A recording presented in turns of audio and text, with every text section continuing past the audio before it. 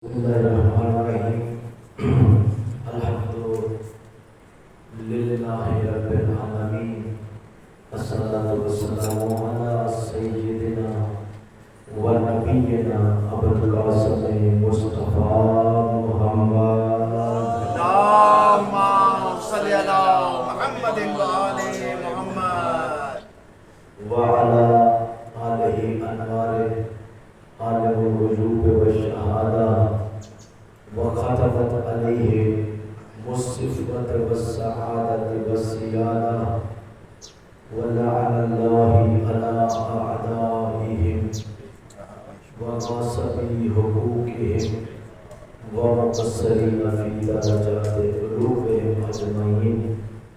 Amma ba'd, faqad qala Allah subhanahu wa ta'ala في كلامه الحكيم وفرقانه المجيد.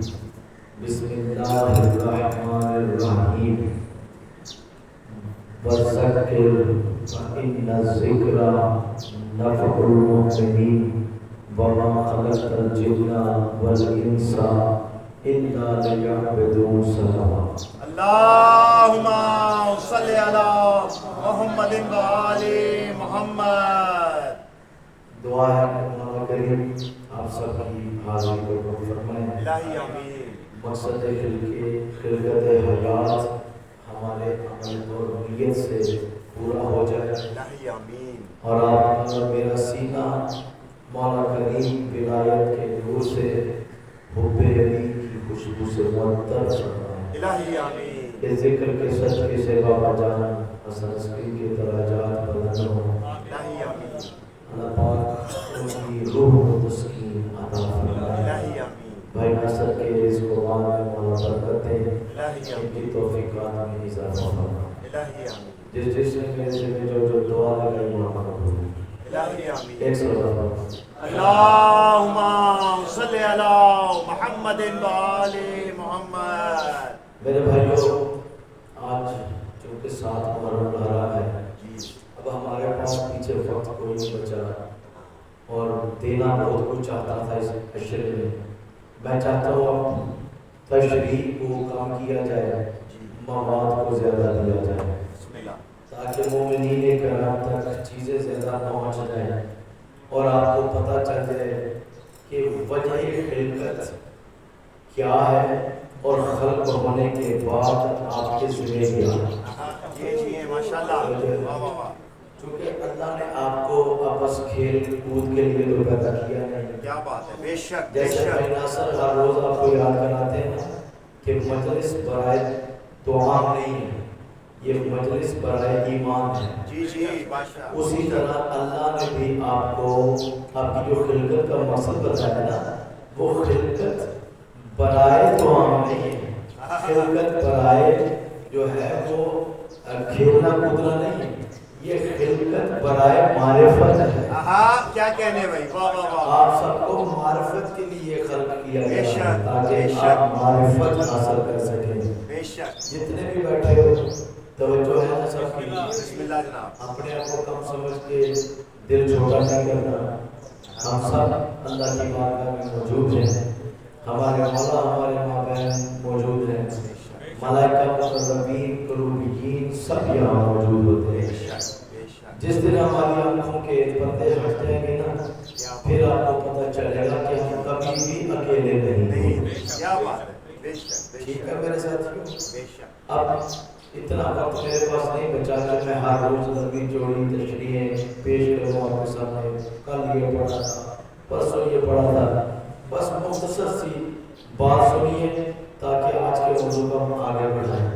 اللہ نے اپنے رسول سے کہا کہ آپ ذکر کرتے رہیں، آپ کے ذکر کا فائدہ مومنین کو ہوگا.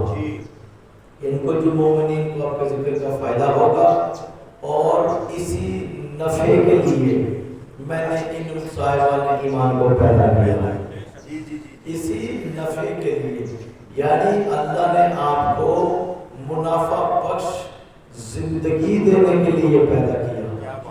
اور سورہ ہود کی آیت 118 میں پھر اللہ نے دوسری بات کی. اللہ نے کہا کہ میں اگر چاہتا تو دنیا میں فرقے ختم ہو جاتے. دنیا میں اختلاف مٹ جاتے، دنیا میں دوئی ختم ہو جاتی۔ سائن کی بات سمجھ آ رہی ہے؟ آپ پہلی بار آئے ہیں عشرے میں، تو اس لیے میں آپ کے لیے تھوڑا سا پیچھے جا رہا ہوں۔ اللہ نے دوسری آیت میں کہا اگر میں چاہتا، میری مشیت ہوتی تو تم فرقہ فرقہ نہ ہوتے، امت واحد ہوتے۔ لیکن افسوس یہ کہ میں اس لیے نہیں تمہیں کرتا کہ تم دلیل اور برہان کو اپنی آنکھوں سے دیکھ کر اختلاف کرتے ہو۔ یعنی جو دلیل اپنی آنکھ سے دیکھ لے، اس کو پتہ بھی ہے کہ یہ رستہ صحیح ہے، اس کے باوجود اس رستے پر نہ چلے تو اللہ کہتا ہے پھر میں کبھی اسے منزل تک نہیں آنے دوں گا۔ سمجھ گئے نا؟ یعنی یہ علی نگر کا مقام ہے۔ میں نے کہا تھا میں نے مثالیں نہیں دینی، لیکن چلو ایک بات سے کام چلا لیتے ہیں۔ یہ علی نگر ہے، اس کے اندر داخلے کا جو صدر دروازہ ہے وہ یہ آپ کے سامنے ہے، جہاں ہمارے پولیس اہلکار بھائی بیٹھے ہیں۔ یہ صدر دروازہ ہے علی نگر کا۔ اگر یہاں پہ کوئی کھڑا ہو کے راہزن سے کہے کہ ادھر کہاں جا رہا ہے، اگر تو ذکر کے لیے آیا ہے تو رستہ یہ ہے، اگر بتانے کے باوجود وہ آگے نکل جائے تو پھر دکھ تو ہوگا نا، پھر آپ کہہ سکتے ہیں کہ بھائی واپس یہاں نہ آنا، کیونکہ تیرا مقصد ذکر نہیں کچھ اور ہے۔ تو اگر کچھ اور مقصد لے کے ہے پھر اس طرف رخ نہ کرنا، کیونکہ پھر ہم تجھے داخل ہونے نہیں دیں گے۔ یہی اللہ نے کہا کہ میں چاہتا تو یہ ایک ہو سکتے تھے، یعنی میں چاہتا یہ ایک ہو سکتے تھے۔ کیا مطلب؟ تم ولایت علی میں شک نہ کرو، آئمہ کے کمال و فضائل میں شک نہ کرو، اس کے بعد جو چھوٹے چھوٹے اختلافات ہوں گے نا وہ میرا وعدہ ہے میں تمہیں صحیح کر دوں گا۔ اور آگے اللہ نے کہا اِلَّا وَمَنْ رَحِمَ رَبُّكَ وَلِذَّلِكَ خَلْقُهُمْ، سوائے ان لوگوں کے جن پر اللہ کی رحمت ہے، جن پر اللہ کی رحمت ہے ان کو میں ٹوٹنے نہیں دوں گا، جن پر میری رحمت ہے ان کو میں ٹوٹنے نہیں دوں گا، اور اسی رحمت کے لیے میں نے ان کو پیدا کیا۔ دو آیتیں میں نے پڑھ دی آپ کے ساتھ۔ پچھلی آیت میں کہا ان کو منافع کے لیے پیدا کیا، یعنی ذکر معصومین سے جو نفع ان کو ملتا ہے نا مومنین کو، اس منافع کے لیے میں نے تجھے پیدا کیا ہے۔ دوسری آیت میں کہتا ہے یہ جو رحمت تجھ پر میں نے کی ہے اس رحمت کے لیے میں نے تجھے پیدا کیا ہے۔ ایک جملہ جو میں نے 6 دنوں میں نہیں پڑھا رحمت کے حوالے سے، وہ آج تیرے حصے میں ہے، اور اس کی طرف تیرا اشارہ لے کر میں تیری توجہ دلانے لگا ہوں۔ ایک حدیث آپ نے سنی ہوگی، حدیث قدسی، بیٹھے ہو نا؟ نعرہ حیدری، اے میرا رسول، اگر آپ نہ ہوتے، اگر آپ نہ ہوتے تو میں افلاک پیدا نہ کرتا۔ یہ حدیث آپ نے سنی ہوگی، اکثر مسجدوں کے اوپر رکشوں کے پیچھے لکھا ہوتا ہے نبی پاک کے فضائل کے اعتبار سے، اے میرا رسول اگر آپ نہ ہوتے تو میں افلاک پیدا نہ کرتا، یعنی کچھ بھی پیدا نہ کرتا۔ تو اس آیت میں بھی تو اللہ یہی کہہ رہا ہے، اللہ کہہ رہا ہے کہ جن پر میں نے رحمت کی ہے ان کو اسی رحمت کے لیے بنایا ہے، رحمت رسول ہے، ٹھیک ہے نا؟ اب یہاں اگر رحمت سے مراد رسول اللہ ہے اور جن پر رحمت ہے وہ ہے صاحبان ایمان، تو پتہ تو چل گیا مومن کی خلقت رسول کے لیے ہے۔ تو اس آیت اس حدیث کا کیا مطلب نکلے گا؟ تجھے نہ بناتا، افلاک نہ بناتا، تو یہاں بھی افلاک یہ سب کچھ نہیں مومن ہے۔ کیا بات ہے بھائی، واہ واہ واہ واہ واہ، ٹھیک ہے نا میرے بھائیو؟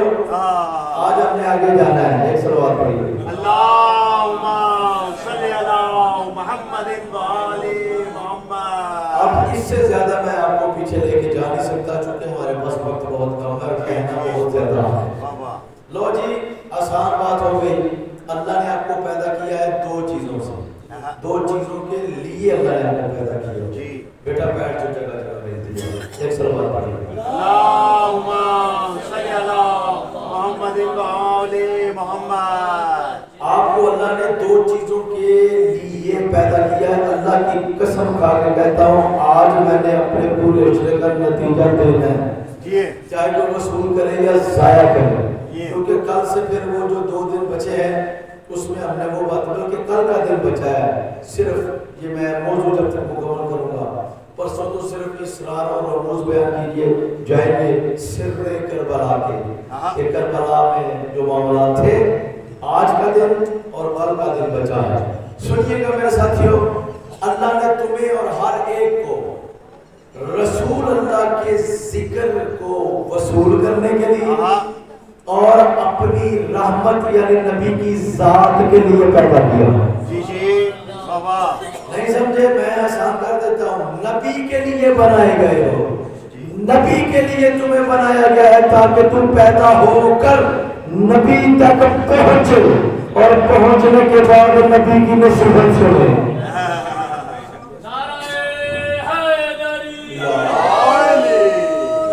پہلا آپ کا فریضہ خلقت کا یہ ہے کہ آپ نبی تک پہنچے. 6 دن لگے ان 2 چیزوں کو سمجھانے میں.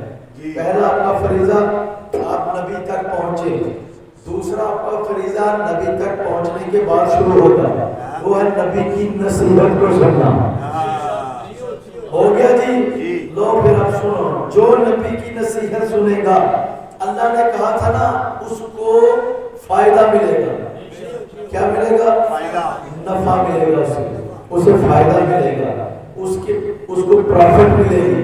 اور وہ پرافٹ کیا ہے, وہ کون سا فائدہ ہے, وہ کون سا اضافہ ہے, وہ کون سی کمائی ہے جو نبی کی نصیحت کو سننے کے بعد اللہ تجھے عطا کرے گا. اب میں انتظار نہیں کروں گا چونکہ دن 2 بچے ہیں. جو بندہ بھی رسول کی نصیحت سنے گا اس سے منافق کے طور پر اللہ عقل سلیم دے گا. کیا بات ہے بھائی, واہ واہ واہ واہ واہ. ایک عقل ہوتی ہے, ایک عقل سلیم ہوتی ہے, اور اکثر عقل سلیم کا جو لفظ ہے یہ غلط جگہ پہ بولا جاتا ہے. یعنی لوگ جب دنیا کے معاملات کو سمجھا رہے ہوتے ہیں نا تو بندوں سے اکثر سوال پوچھ لیتے ہیں کہ سامعین کیا آپ عقل سلیم نہیں رکھتے؟ بھائی اس مائک کو بنانے والا عقل سلیم نہیں رکھتا تھا, وہ شعور کا مالک تھا.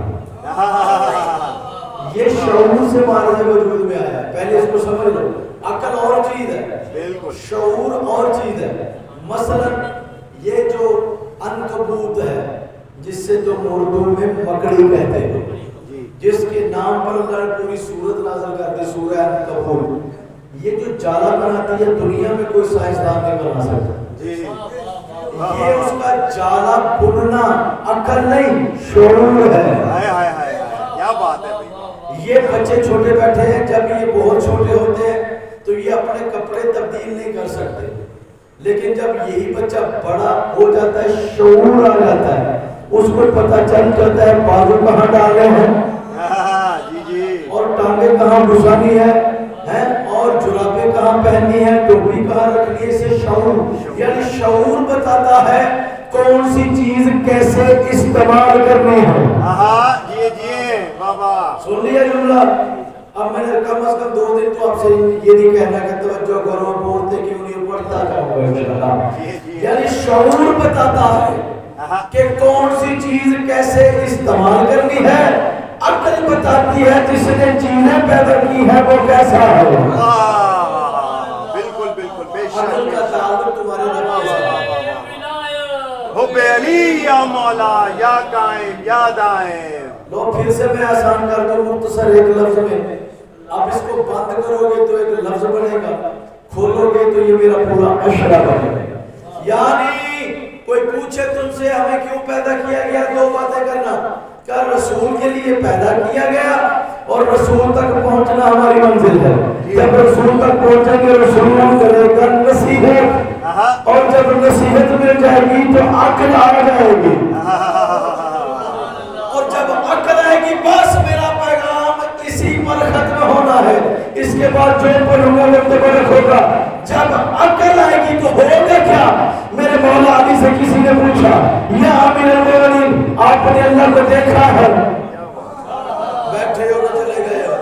دیکھو میں ایسے ہی پڑھ رہا ہوں جیسے میرے سامنے اللہ کو بیٹھے اللہ کرے مجھے میرا مولا ایسا کان عطا کرے کہ جو ملائکہ سن رہے ہیں ان کی جانب سے بھی مجھے آواز ہے وہ مجھے حقیر کو کیسے سن رہے ہیں شاباش دے رہے ہیں یا تردید کر رہے ہیں میرا یقین ہے کہ انشاءاللہ شاباش ہی دے رہے ہیں کیونکہ مجھے خود پر بھی بھروسہ ہے اور اپنی محنت پر بھی اور اس ذکر پر بھی توجہ ہے مولا سے اس نے پوچھا مولا اپنے اللہ کو دیکھا مولا نے پتہ کہ جواب آپ نے کہا اگر نہ دیکھتا عبادت نہ کرتا ناصر بھائی اللہ کے قسم یہ جملہ پڑھا گیا ہے بے شک اور یہ کیا بات ہے مولا نے اپنے لیے نہیں کہا تیرے لیے کہا یعنی عبادت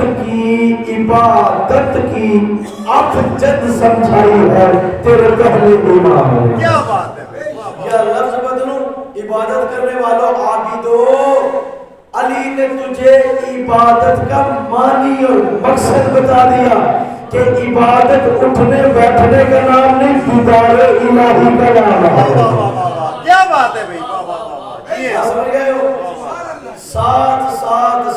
ساتھ یاد کرواتا رہوں گا یہ عشرے کا مقصد کیا تھا عشرے کا مقصد یہ تھا تمہیں یہ اطلاع دینا 6 دن فرامین و احادیث کی روشنی میں تجھے یہ اطلاع دینا تجھے بنایا اس لیے کیا ہے کہ تو نبی تک پہنچے اور نبی تک پہنچنے کے بعد تجھے نصیحت ملے گی نصیحت ملنے کے بعد تجھے عقل ملے گی اور عقل سے فائدہ کیا ہے میں بتا رہا ہوں اس نے پوچھا ہم نے اللہ کو دیکھا مولا نے کہا نہ دیکھتا تو عبادت نہ کرتا اس کا مطلب عبادت کرنے کا حق اسے ہے جس نے اللہ کو دیکھا ہو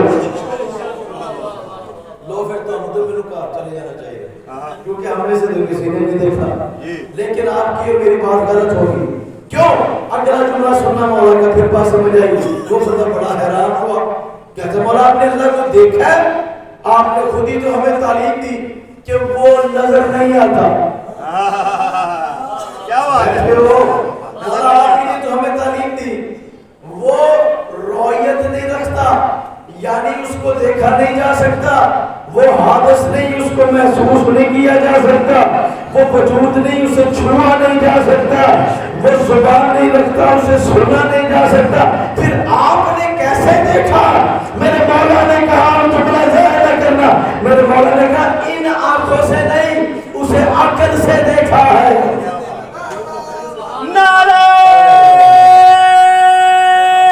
حیدری کیا بات ہے کس سے دیکھا عقل سے دیکھا عقل کی اہمیت کا پتہ چلا اگر اللہ کو دیکھنا چاہتے ہو تو عاقل بنو کاش میرے پاس میں ہوتا کیا بات ہے کاش میرے پاس میں ہوتا میرے ہاتھ میں کوئی قلم ہوتی یہاں پہ کوئی بڑی سی لوح ہوتی میں نمبر 1 ڈال کے پہلی چیز لکھتا پھر نمبر 2 ڈال کے دوسری چیز لکھتا تاکہ میرے عشرے کا مقصد تجھے پراپر سمجھ آ جاتا اب قلم اور لوح تو نہیں ہے لیکن کوشش کرنا یاد کر لینا نہ دیکھو کیونکہ میں بار بار اس لیے یاد کروا رہا ہوں اگلی باتیں تھوڑی مشکل ہیں الجھ نہ جاؤ کہیں پہ آپ نے غور نہیں کیا کہ میں نے علی نگر میں جب بھی اشرا پڑھا میں نے فضائل نہیں پڑھے میں نے پیغام پڑھے بے شک فضائل میں داد ملتی ہے اور پیغام میں حسین کی رضا ملتی ہے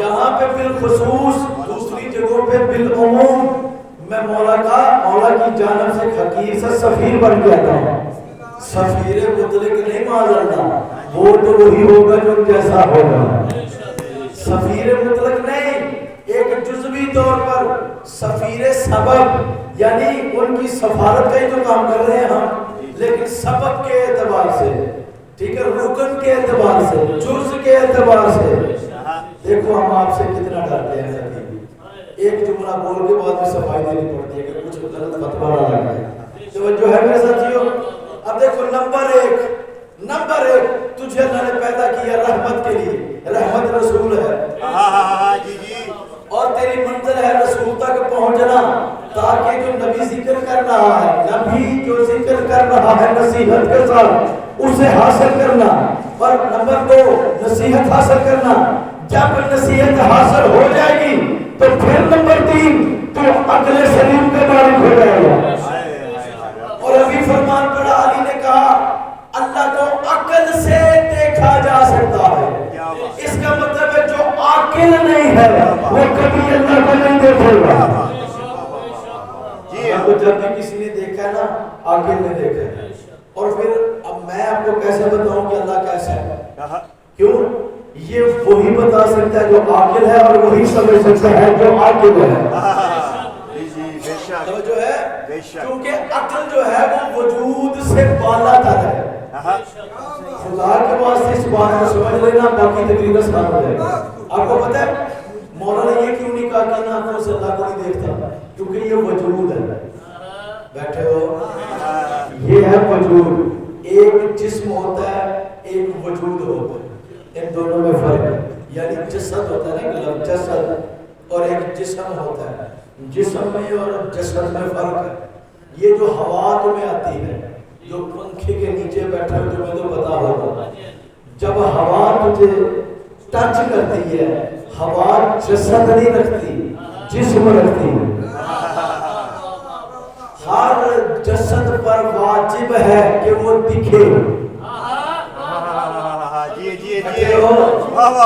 ہر جسد پر اور ہر وجود پر واجب ہے کہ وہ دکھے. اور وجود پھر جسد سے بھی الگ ہے. جسم اور ہے، جسد الگ ہے، وجود اور ہے. یہ تینوں عربی کے لفظ ہیں. یا اللہ مجھے اٹھا لے یا آپ کے قلب کو اٹھا لے.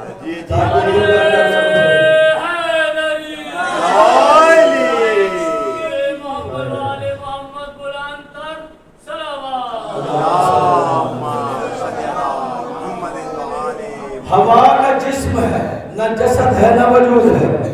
اور جس کا جسد ہوتا ہے وہ دکھتا ہے مگر چھوا نہیں جاتا. کیا بات ہے؟ یعنی اس کا بدن جو ہے نا، اس کا جو جسد کون سی چیز ہے؟ جسد وہ چیز ہوتی ہے دکھتی تو ہے لیکن وہ پکڑی نہیں جاتی. روشنی دکھتی ہے تجھے، روشنی جسد رکھتی ہے، دکھتی ہے، پکڑی نہیں جاتی. اور یہ جو میں تو، یہ لکڑی، لوہا، پتھر، پانی، یہ وجود ہے جو دکھتے بھی ہیں، پکڑے بھی جاتے ہیں. یعنی جو دکھتا ہو ہاتھ میں بھی آ جائے وہ وجود ہے. جو دکھتا ہو ہاتھ میں نہ آئے وہ جسد ہے. جو دکھتا بھی نہ ہو ہاتھ میں بھی نہ آئے اسے جسم کہتے ہیں. بیٹھے ہو، اور ہم اپنے لیے غلط لفظ استعمال کرتے ہیں کہ میرے جسم پر الرجی ہو گئی. جسم پر نہیں، وجود پر. تیرے وجود پر زخم آتے ہیں، تیرے وجود پر درد ہوتی ہے، جسم پر نہیں. جاگنا میرے ساتھیوں. اب میں عقل کی بات کر رہا تھا. مولا نے کیوں کہا کہ عقل سے دیکھا، آنکھ سے نہیں؟ کیونکہ آنکھ وجود ہے. کیا بات ہے بھائی آپ کے عالم مادہ کا؟ آنکھ وجود ہے. مجھے نہیں پتا کون سمجھے گا کون ضائع کرے گا. یہ جو تیری آنکھ ہے یہ وجود ہے. یہ تو جسم کو نہیں دیکھ پا رہے، اللہ کو کیسے دیکھیں گے؟ حب علی یا مولا یا قائم یا دائم. پھر سے دوہرا دو تین چیزیں: جسم، جسد، وجود. یہ تین چیزیں. یہ ہوا جسم رکھتی ہے، روشنی جسد رکھتی ہے، باقی ہر چیز وجود رکھتی ہے. اور نور، سنیے گا، نور کیا چیز ہے؟ نور نہ جسم ہے، نہ جسد ہے، نہ وجود ہے. اب اس سے زیادہ میں نور کو ایکسپلین نہیں کر پاؤں کیونکہ میں خود ابھی عالم صفر میں ہوں، عالم مادہ میں ہوں. کیسے آپ کو کون سی مثال دوں جو دنیا میں ہو تاکہ آپ کو نور سمجھ آ جائے؟ بس اتنا ہی کہہ سکتا ہوں، نور ایک ایسی چیز کا نام ہے، حالانکہ نور چیز بھی نہیں.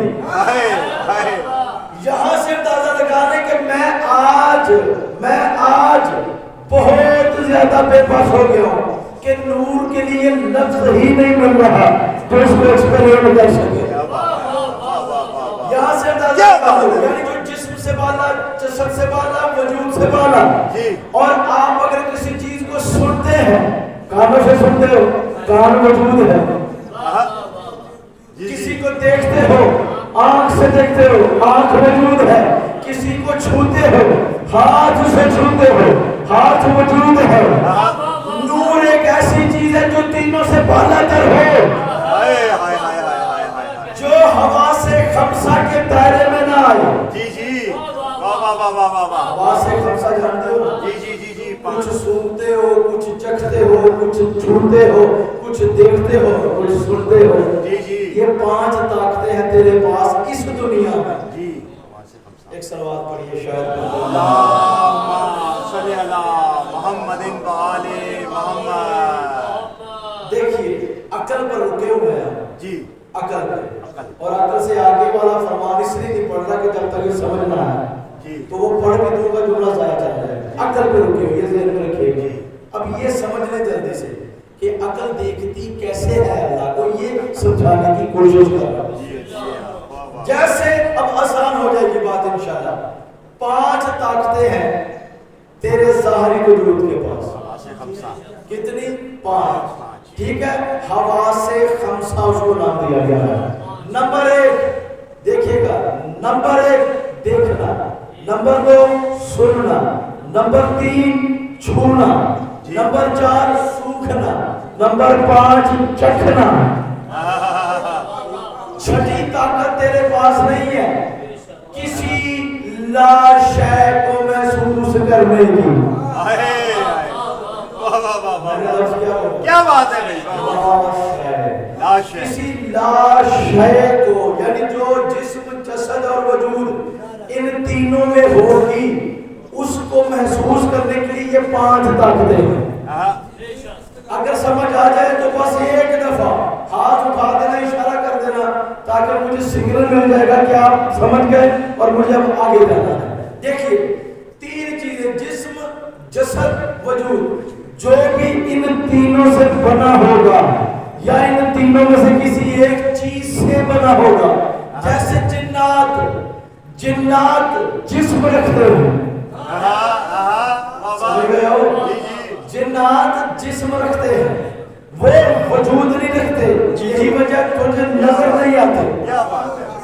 بیٹھے ہو, اب ان کو محسوس کیا جا سکتا ہے. اگر یہاں پہ کہیں پہ جن ہوگا نا, جس جگہ پر وہ بیٹھے گا وہ جگہ گرم ہو جائے گی.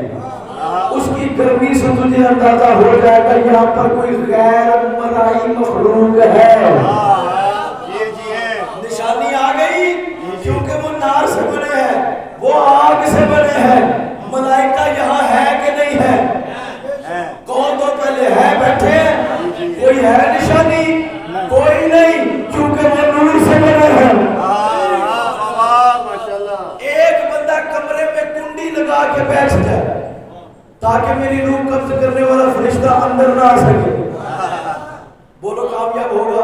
نہیں. یہ فرشتہ کہاں سے اندر آ گیا؟ کیونکہ وہ نہ جسم رکھتا ہے. ہوا کا بولو کیا ہے؟ وجود ہے. جسم, ہوا کا کیا ہے؟ جسم. اتنی طاقتور ہے یہ جسم رکھنے والی ہوا کہ کئی 100 ٹن ٹرانے کا وزن اٹھائے ہوئے ہوتی ہے. جسم ضرور رکھتی ہے لیکن جسم کو بھی مکان و زمان گھیرتا ہے. اس لیے ملائکہ کیسے آ جاتے ہیں؟ اب جب تم واش روم میں جاتے ہو, اکثر کئی بندے سوال کرتے ہیں, شاہ جی یہ جو دائیں بائیں والے فرشتے ہیں یہ واش روم میں بھی ساتھ جاتے ہیں. میں نے کہا بھائی تیرے ساتھ ہوتے ہیں مگر ساتھ جانے کا معنی وہ نہیں جیسے جسم جسد اور وجود والے کے لیے ہوتا ہے. مثلا ہوا جب واش روم سے ہو کر باہر آتی ہے بدبودار ہو جاتی ہے, جسم رکھتی ہے نا, صرف نظر نہیں آتی لیکن ہے تو اسی زمین کا حصہ. اس پر ایفیکٹ پڑتا ہے وہاں کے ماحول کا. یہ ایئر کنڈیشنر کیا کرتا ہے؟ وہ ہوا کو پیدا نہیں کرتا, تیرے کمرے کی ہوا کو تبدیل کرتا ہے گرمی سے ٹھنڈک میں. یعنی ایک مشین جو خود وجود رکھتی ہے, ایک وجود نہ دکھنے والے جسم پر افیکٹڈ ہوتا ہے. اور بیٹھے ہو کے چلے گئے ہو, بسم اللہ بسم اللہ. تو جو ہے نا روشنی جسد رکھتی ہے, روشنی جسد رکھتی ہے, اس کا بھی رخ موڑا جا سکتا ہے. اس کو بھی تبدیل کیا جا سکتا ہے، بڑے طریقے ہیں سائنسدانوں کے پاس، ٹھیک ہے نا؟ اب ذرا جاگنا، یہ تینوں چیزوں میں سے کوئی ایک چیز کا بھی منبع ہوگا، بنا ہوا ہوگا، بیٹھے ہو نا؟ اس پر یہ ہوا سے خمسہ دلیل لے آئیں گے کہ یہ ہے۔ آج غیبت والوں کو بھی جواب ملے گا جو پوچھتے ہیں امام ہے تو کہاں ہے؟ میں تم سے پوچھتا ہوں امام کے بارے میں سوال بعد میں کرو، پہلے مجھے بتا جنات ہے کہاں ہے؟ تیرے امام کی غیبت کے حوالے سے مولا نے جو قول دیا ہے مسئلے حل ہو جانے چاہیے۔ جب مولا نے کہا نا عیسیٰ غیب ہے، لیکن ساتھ جملہ استعمال کیا وہ چوتھے آسمان پر۔ جب کہا نا ادریس غیب ہے تو آپ نے بتایا وہ جنت میں بیٹھے۔ جب کہا نا خضر و الیاس بھی غیب ہے، ساتھ میں ارشاد فرمایا خضر سمندروں میں اور الیاس زمین کے جنگلات میں موجود ہے۔ جب باری آئی نا تیرے شہنشاہ کی، مولا وہ بھی غیب ہے، ان کا مقام کیا ہے؟ کہا خبردار، غیبت ہوں غیبت الہیہ، ان کی غیبت اللہ کی طرف ہے، زمان و مکان میں مقید نہیں ہے۔ میں پڑھ گیا، زمان و مقام میں تیرا امام مقید نہیں ہے، وہ قید نہیں ہے۔ کیوں؟ تو خود یا تو پھر جھوٹ بولتا ہے یا پھر یقین لے یا السلام علیکہ یا صاحب العصر والزمان، یہ کیوں پڑھتا ہے؟ سلام ہو آپ پر اے زمانے کا اور عصر دونوں کے مالک۔ سارا وقت اس میں آ جاتا ہے، میرا مولا اس کا امام ہے، یعنی وقت جس سے پوچھ کے چلتا، جیو وقت جس کی ابتدا میں چلتا۔ دیکھ لو عقل پہ رکے ہوئے ہیں، عقل کے لیے تو علیحدہ سے اشارہ چاہیے، لیکن ابھی مجھے فی الحال یہ ساری چیزوں کو مکمل کرنا ہے جو چھیڑا ہے۔ بیٹھے ہو جی، لو جی مثالیں میں نے ڈھیر دے دی۔ اب عقل سے کیسے دیکھا جا سکتا ہے؟ جیسے تیرا وجود 5 طاقتیں رکھتا ہے، زنیر میری طرف دیکھنا، جیسے تیرا وجود 5 طاقتیں رکھتا ہے، یعنی سنتا ہے، دیکھتا ہے، چکھتا ہے، سونکھتا ہے، چھوتا ہے، اسی طرح تیرے عقل کی بھی یہی 5 طاقتیں ہیں۔ کیا بات ہے بھائی، واہ واہ واہ واہ، جی ہاں، جیسے تیری یہ وجود کی آنکھیں دیکھتی ہیں، بس یار میں زیادہ آگے نہیں لے جب ایک ہی جملے میں سن لو گے اور سمجھ لو گے۔ دیکھو جو جیسا ہوگا، جو طاقت خود جیسی ہوگی وہ ویسی ہی چیز دیکھے گی۔ عقل جو کہ خود نور ہے، اس کی آنکھ سے بھی نور دکھتا ہے۔ کیا بات ہے، وہ خود نور ہے تو دیکھتی کس کو ہے؟ نور کو۔ ابھی کل فرمان پڑا تھا ان المؤمن ینظر بنور اللہ، مومن اللہ کے نور سے دیکھتا ہے۔ کیوں؟ کیونکہ مومن عاقل ہے،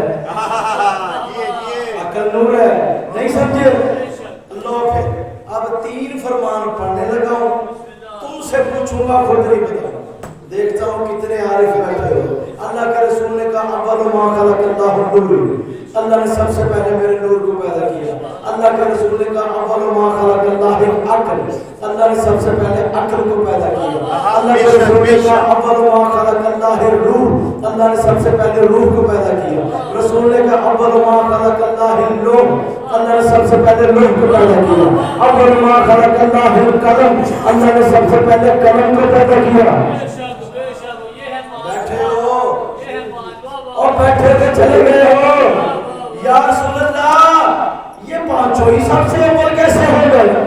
ان میں سے کوئی ایک ہی اول ہوگا نا؟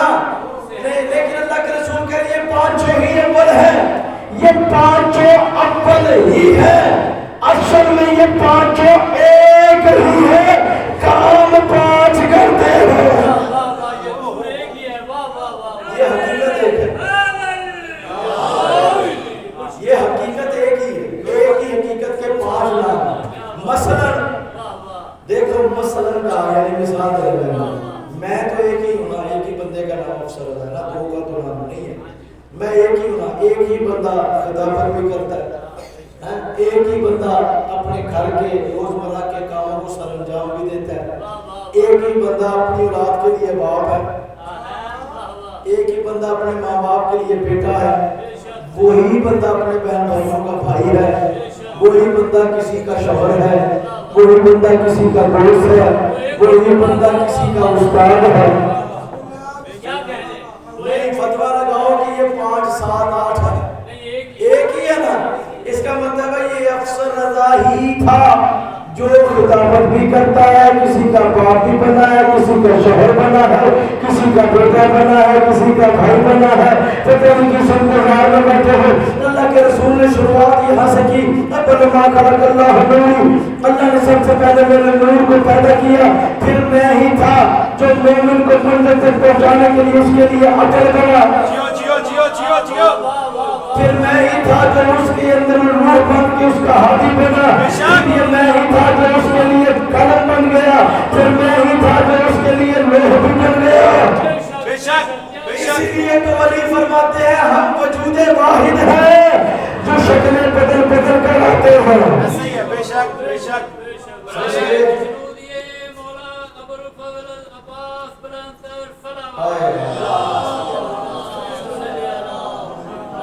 آپ کی اس بات میں محسن بھائی نے کہا تھا بیچ میں اشارہ کہ نور واحد ہے۔ اچھا میں نے نہیں سنا، ہاں ذرا اس پر نور واحد، ہاں بالکل۔ دیکھیں اللہ کے رسول نے کیوں کہا تھا انا والی من نور واحد، ہاں میں اور علی ایک نور ہے۔ بے شک اللہ چاہتا ہے جتنی گرمی کا اثر میرے اوپر ہو رہا ہے نہیں ہو رہا، تھوڑا سا بولے پنکھوں کے نیچے بیٹھے ہیں، تھوڑا سا بولے، حالانکہ میں نے کہا تھا آج بھی میں نے کہنا کہ بولے یا نہ بولے لیکن انسان تھک جاتا ہے۔ انہوں نے کہا کہ نور واحد، اللہ کے رسول نے کہا کوئی بات نہیں صاحب بھائی، کوئی مسئلہ نہیں ہے۔ اچھا اللہ کے رسول نے کہا انا و علی من نور واحد، میں اور علی ایک نور ہیں۔ اگر ایک ہے پھر دکھتے دو کیوں ہیں؟ اگر ایک ہے تو دکھتے دو کیوں ہیں؟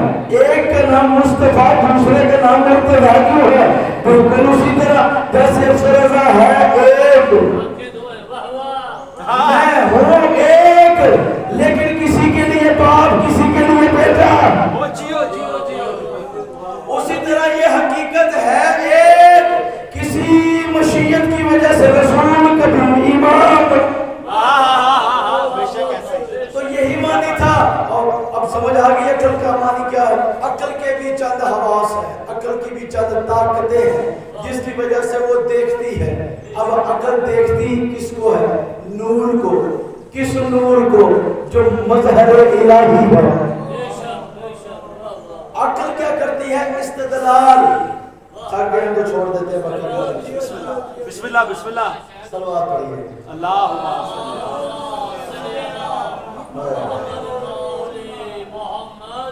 بس ختم کرتے ہیں۔ عقل کی جو طاقت ہے نا، جس کے ذریعے سے عقل دیکھتی ہے۔ اچھا آپ کو پتا ہے، بڑے بڑوں کو نہیں پتا سوال کرنا، عقل کو تو چھوڑے، عقل کو تو اللہ نے پیدا کیا ہے، خود اللہ کس سے دیکھتا ہے؟ بسم اللہ بسم اللہ، بتائیں آپ بتائیں۔ کہیں گے مولا علی اللہ کی آنکھ ہے، نہیں، یہ کوئی بات نہیں ہے۔ بات وہ ہوگی جو قول معصوم سے ہوگی، اور قول معصوم کا معجزہ یہ ہے لفظ ایک ہوتا ہے، اسرار لامت نہیں ہوتے۔ جیو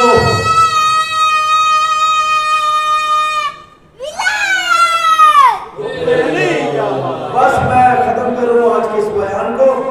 بھائی اللہ جس چیز سے بھی دیکھتا ہے نا، نہ وہ چیز ہے، نہ وہ شے ہے، نہ وہ عقل ہے، نہ وہ نور ہے، وہ مشیت و ارادہ بھی نہیں ہے۔ ایسا ہی ہے، وہ ایسی ہے، اس کو شے نہیں کہوں گا، جس سے اللہ دیکھتا ہے۔ کتاب الکافی سے پڑھ رہا ہوں، چلو یار میں کیوں پردہ رکھوں، بتا ہی دیتا ہوں۔ کتاب الکافی بندے نے مولا سے پوچھا، مولا کیا اللہ جس سے سنتا ہے اس سے دیکھتا نہیں ہے، اور جس سے دیکھتا ہے اس سے سنتا نہیں ہے؟ سوال آپ کی سمجھ میں نہیں آیا؟ تو آنکھ سے کیا کام لیتا ہے؟ دیکھتا ہے۔ کان سے کیا کام لیتا ہے؟ سنتا ہے۔ دونوں اپنا اپنا کام کرتے ہیں۔ کبھی ہوا کہ آپ نے کان سے دیکھا ہو، آنکھ سے سنا ہو؟ میرے مالک نے مسکرا کے فرمایا یہی بات ہے، تمہارا جو خالق ہے وہ جس سے دیکھتا ہے اسی سے سنتا بھی ہے۔ اور بیٹھے ہو، میرے مالک نے کہا وہ جس سے دیکھتا ہے اس سے سنتا بھی ہے۔ سے دیکھتا ہے؟ کہا وہ اپنے نفس سے دیکھتا ہے اور اپنے نفس سے سنتا ہے. اور آگے میرے مولا نے فرمایا فَنَّهْمُ نَفْسَهُ نفس ہے. اللہ کس سے دیکھتا ہے؟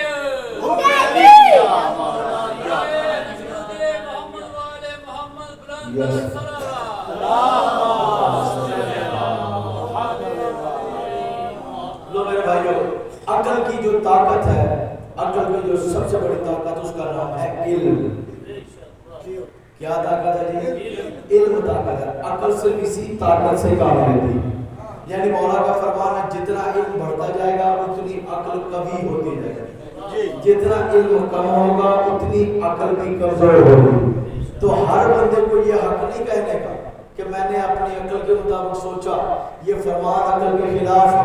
نہیں، تیری عقل بھی کامل ہی کہاں ہوئی؟ نہیں سمجھے؟ مولا باقر کا فرمان سنیے. تیرا 5واں امام صلی اللہ علیہ وسلم، تیرا 5واں امام ارشاد فرماتے ہیں، امام باقر ارشاد فرماتے ہیں علم عقل کا رہنما ہے. علم عقل کا رہنما ہے. اگر عقل کی منزل علم نہ ہو تو عقل مر جاتی ہے، اور جب عقل مر جاتی ہے تو پھر نصیحت رسول کا فائدہ تمہیں نہیں ہوگا. توجہ ہے جی؟ وہ میں نے ایک خطبہ ایک دن آپ کو سنایا تھا 9 ذی الحجہ کو، پتہ نہیں کون سے سال، سرکار مسلم ابن عقیل کا. بیٹھے ہو، سرکار مسلم ابن عقیل جب کوفے والوں کو دعوت دے رہے تھے نا مولا حسین کی طرف، تو آپ نے ایک جملہ استعمال کیا تھا. مولا حسین کے فضائل پڑھنے کے بعد آپ نے کہا تھا فاقنو یا اہل الکوفہ لو تستطیعوا ان تعقلوا اترکتم ابا عبداللہ. سرکار مسلم نے کہا تھا عقل استعمال کرو او کوفے والو، اگر عقل رکھتے ہو کیوں اترکتم ابا عبداللہ، تو ابا عبداللہ کو چھوڑ رہے ہو. آپ کی خیر ہو. یعنی سرکار مسلم نے میرے موضوع کو پوری طرح بیان کر دیا. فاقنو یا اہل الکوفہ، اور کوفہ والو عقل استعمال کرو. لو تستطیع، اگر تم میں استطاعت یعنی طاقت ہے، کس کی؟ عقل کی.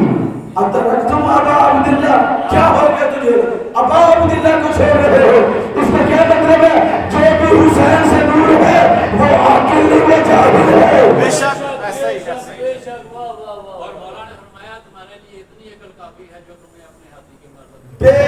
میرے مولا کا توجہ ہے میرے ساتھ. عقل کا رہنما کون ہے؟ آپ کی خیر، آپ کی سلام. عقل کا رہنما علم ہے، مومن کی رہنما عقل ہے. تو پھر آپ کے دادا استاد کون ہوئے؟ علم. جبھی تو مولا کا فرمان ہے آدم علیہ السلام درج آکرا. آخری جملہ کی مجلس کا جو ایک حدیث پڑھنی تھی وہ پھر سے رہ گئی، کل سے انشاءاللہ وقت ہو گیا. میرے مولا کا فرمان ہے جاگنا. یہ بتاؤ فرشتوں کے پاس عقل ہے کہ نہیں ہے؟ بولو عقل ہے نا. تمام ملائکہ کے پاس عقل ہے، جانوروں کے پاس عقل نہیں ہے، ملائکہ کے پاس عقل ہے. اور بلکہ ملائکہ کے پاس صرف عقل نہیں، عقل تکمیل ہے، مکمل ہے. ایسا نہیں ملائکہ میں عقل تو ہے مگر کم ہے. عقل ہے ان کے پاس اور پوری عقل ہے جتنی ان کو اللہ نے دینی تھی دی ہے. اور بولو میرے ساتھ ہو. اب جملہ سننا جس کی وضاحت کرنے کی ضرورت بھی نہیں پڑے گی. فرشتے بھی عقل رکھتے تھے، اور جب جناب آدم کو اللہ نے پیدا کیا ان کی بھی تخلیق عقل پر ہوئی. یعنی عقل مسجود میں بھی تھی، عقل ساجد میں بھی تھی. پھر اللہ نے سجدے کا حکم کیوں دیا ملائکہ کو؟ یہ آدم کی فضیلت کس چیز پر تھی؟ عقل تو وہ بھی تھے. نہیں سمجھے؟ میں تجھے جو بتانے لگا ہوں اس پر ہدف بنانا. یعنی عقل فرشتوں کے پاس بھی تھی، عقل آدم کے اندر بھی تھی، دونوں کے پاس عقل تھی. پھر آدم کی افضلیت کیسے ثابت ہوئی؟ اسی چیز سے جب اللہ نے آدم سے کہا یہ نام پڑھ کے سنا دو.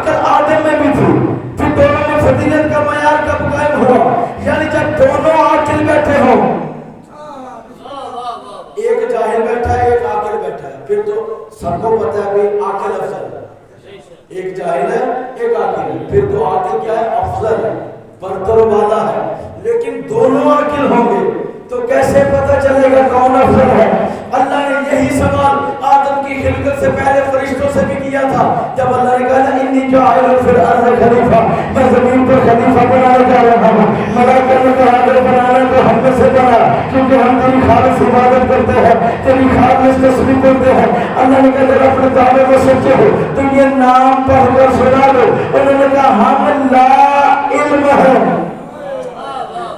ہم کیا ہے؟ لا علم۔ کس سے؟ ان ناموں سے، ہم ان ناموں کو نہیں جانتے جو تو ہم سے پڑھوانا چاہتا ہے۔ جب آدم پڑھے اللہ نے کہا سجدہ بعد میں، پہلے یہ پڑھ کے سنا۔ آدم نے جب نام پڑھ کے سنائے نا، اللہ نے کہا تو شروع آدم عقل میں برابر ہے، علم میں نہیں، علم میں برابر نہیں۔ سجدہ کسے ہوا تھا پھر؟ علم کو۔ اور وہ فرماتے ہیں فضیلت علم پر ہے، شرط یہ کہ عالم اپنے علم پر عمل کرتا ہے۔ بے عمل عالم کی طرف تو جانے کے لیے بھی روکا گیا کہ ایسا عالم جس کے قول و فعل میں تضاد ہو، کہتا کچھ ہو کرتا کچھ ہو۔ مولا فرماتا ہے خبردار کبھی اس کی تقریر نہ کرنا، کبھی اس کی تعظیم نہ کرنا، کبھی اس کی مجلس میں نہ بیٹھنا۔ کیوں؟ جو خود بے عمل ہے وہ اپنے علم میں بھی مخلص نہیں ہے، جھوٹ بول سکتا۔ فضیلت کا معیار علم پر ہے، بشرط یہ کہ وہ عامل بھی ہو۔ تو میرے ساتھ انشاءاللہ کل یہاں سے شروع کریں گے، ایک سوال پڑھیں گے۔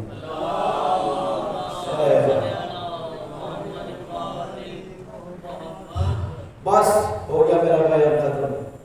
پرسوں ہم نے جناب ہور کا ذکر کیا تھا، کل جناب زہیر کا ذکر کیا تھا۔ آج میں اس پیکر وفا کا ذکر کرنا چاہتا ہوں جس کی اماں پاک نے ایسا ترس دیا کہ کائنات کی ہر ماں کو چاہیے اس دہلیز پر آ کے سیکھے کہ حسین پر بیٹے کیسے قربان کرتے ہیں۔ نام ہے جناب وہب کلبی۔ یہ وہ جوان ہیں، آج کی مجلس بھی مصائب کے اعتبار سے جوانوں کے لیے سبق ہے۔ میرے بھائیوں، یہ جو جناب وہب کلبی ہیں، ان کا تعلق عیسائی مذہب سے تھا، مسیحی بھائیوں کے ساتھ تھا۔ یہ مسیحی تھے، جناب وہب کلبی یہ مسیحی تھے، عیسیٰ کے ماننے والے۔ اب ہوا یہ ان کے والد جو تھے وہ پادری تھے، جیسے آپ کے ہاں علامہ فہامہ خطیب ہوتے ہیں، مسیحیوں کے ہاں پادری ہوتے ہیں اور راہب ہوتے ہیں۔ ان کے والد پادری تھے اور بہت پائے کے پادری تھے، بڑے علم والے تھے۔ اپنی گرجے میں یعنی دہر میں ایک دن جناب وہب کے والد درس دے رہے تھے اور انہوں نے ذکر کیا کہ ان قریب وہ وقت آنے والا ہے جب سر زمین پر کسی ایک خطے میں اللہ کا خون بہایا جائے گا۔ یہ کتاب انجیل میں یہ جملہ موجود ہے، جب اللہ کا خون بہایا جائے گا۔ آج میرے اس موبائل میں بھی دی بائبل پڑھی ہوئی ہے اور میں آپ کو تقریر کے بعد دکھا سکتا ہوں، وہ جملہ آج بھی ہے، مگر فرق اتنا ہے کہ آج کے مسیحی بھائی جو ہیں وہ اس جملے سے مراد عیسیٰ کو لیتے ہیں کہ جب جناب عیسیٰ کو صلیب پہ لٹکایا گیا، جو سرکار کا خون نکلا وہ اصل میں خداوند کا خون تھا، وہ اس طرف لے کے جاتے ہیں۔ بہرحال آیت موجود ہے۔ سوال یہ ہے کہ اگر وہ خون عیسیٰ کا ہے تو کیا وہب کے والد جو پادری ہیں ان کو نہیں پتا کہ یہ خون عیسیٰ کا ہے؟ اور جب وہ بات کر رہے ہیں تب عیسیٰ آسمانوں پر جا چکے تھے؟ نہیں میرے دوستو، جناب وہب کے والد نے کہا ان قریب سرزمین پر کسی خطے اللہ کا خون بہایا جائے گا۔ جب یہ بات کی تو جناب وہب اس وقت چھوٹے تھے، تو آپ اپنے والد کے پاس آئے، کہا بابا آپ نے یہ صبح ایک بات کی ہے کہ زمین کے کسی خطے میں اللہ کا خون بہایا جائے گا۔ بابا میں چاہتا ہوں کہ اس خون کے بہنے کی وجہ جانوں اور اس کی کچھ نشانیاں آپ مجھے بتا دیں اگر آپ کو پتا ہے۔ عزادارو بیدار رہنا۔ جناب وہب کلبی کے بابا نے ان کے لیے بیان کرنا شروع کیا۔ کہا اللہ کا خون بہانے کی سب سے بڑی وجہ یہ ہوگی کہ اس زمانے کے لوگ اللہ کا انکار کریں گے جب یہ خون اللہ کی دعوت دے رہا ہو. آپ نے جملے پر غور نہیں فرمایا بیٹا باپ. اس زمانے کے لوگ اللہ کا انکار کر رہے ہیں. کس کا انکار؟ اللہ. اس زمانے کے لوگ اللہ کا انکار کر رہے ہوں گے جبکہ وہ اللہ کا خون جو زمین پر موجود ہوگا وہ ان کو اللہ کی طرف بلا رہا ہوگا. جناب باپ کچھ سمجھ گئے اور کچھ نہ سمجھے. کہا بابا میں ساری بات سمجھ گیا کہ خون کیوں بہے مگر یہ نہیں سمجھا یہ خون سے مراد کیا ہے. کیا یہ کوئی ہستی ہے؟ ان کے والد نے کہا ہاں بیٹا یہ ایک الہی شخصیت ہوں گے جن کے اندر ایسی صفات ہیں جو یسوع کے اندر بھی نہ تھی جو ہمارے آقا یسوع کے اندر بھی نہیں ہوگی. کہا بابا کیا وہ آ چکے ہیں یا آنے والے ہیں؟ کہا بیٹا کسی سے کہنا مت. حقیقت یہ ہے ہم نے اپنے راہبانوں اور پادریوں استادوں سے پوچھا تھا. انہوں نے کہا وہ آ چکے ہیں اور ان کا ظہور مکہ میں ہوا ہے مگر مذہب مسیحیت کی بقا کے لیے ہم پادریوں نے اسے چھپایا ہے. تو جناب وہاب کے دل میں یہ بات بیٹھی ہوئی تھی کہ حقیقت یہ ہے کہ کوئی ذات الہی دنیا میں موجود ہے. اب جناب وہاب کا ایک ہی مقصد تھا اس ذات کو تلاش کرنا. یہاں تک کہ آپ کو اپنی والدہ اور اپنی بیوی کے ساتھ ایک سفر پہ جانا پڑا.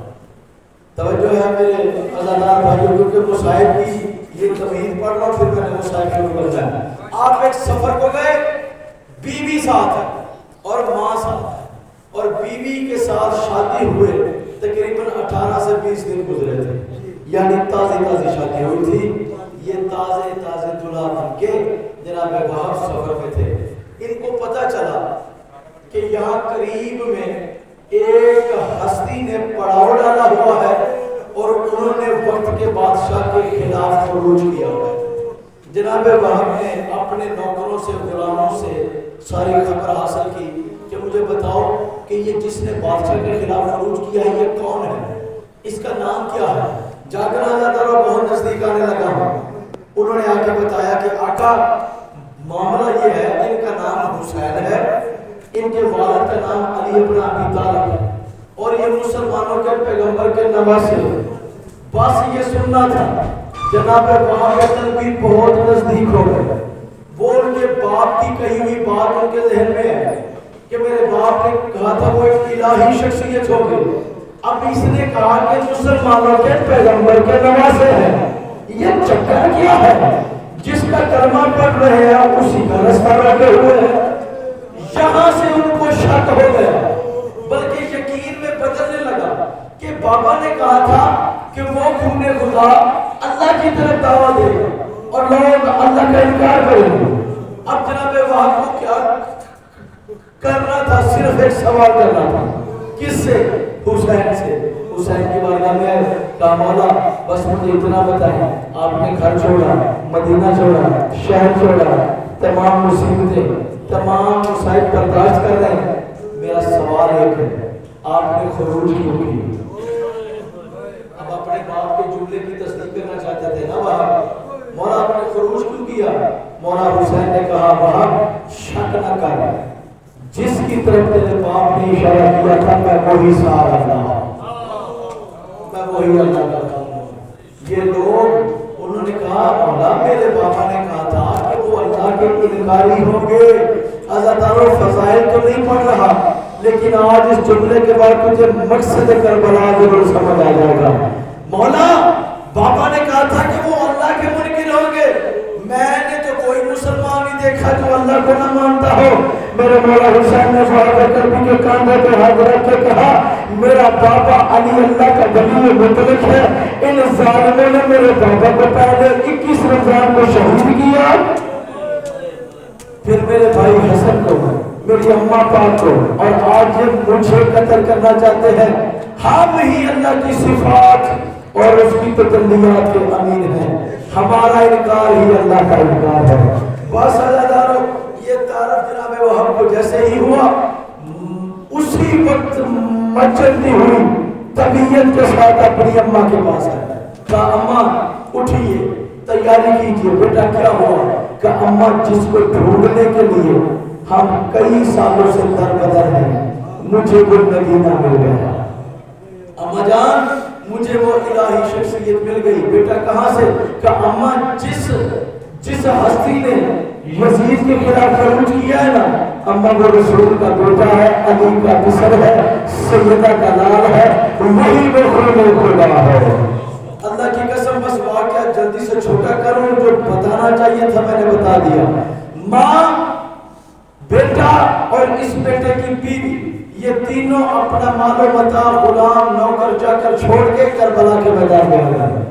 मौला हुसैन की बैअत की, मौला हुसैन के हाथों पर इस्लाम को कबूल किया, मौला हुसैन के दर्स में बैठने लगे, मौला के पीछे नमाजें पढ़ने लगे। अब जागना जैसे ही शब अशूर आई, जब मौला ने कहा ना सारे असहाब से चले जाओ, मैं तुम्हारे कांधों से बैयत को उठाता हूँ, अपने अपने घरों में लौट जाओ, कोई सहाबी न गया। इनको तो कह दिया। अलग से मौला ने जनाब वहाब कल्बी से कहा था, वहाब मैं चाहता हूँ तेरी नई शादी हुई है, तो अपनी बीवी को लेकर वापस चला जा, ताकि तेरे सुल्ब से अल्लाह मोमिनीन को पैदा करे। अब जरा जागना, अज़ादारो जुमला बड़ा कीमती है। जनाब वहाब ने एक सवाल किया मौला हुसैन से, कहा मौला क्या आपकी जात के लिए माल कुर्बान करना चाहिए? मौला ने कहा हाँ, वक्त की हुज्जत के लिए माल कुर्बान करना वाजिब है। मौला एक सवाल और, क्या आपके लिए औलाद जो गोद में हो वो कुर्बान करनी चाहिए?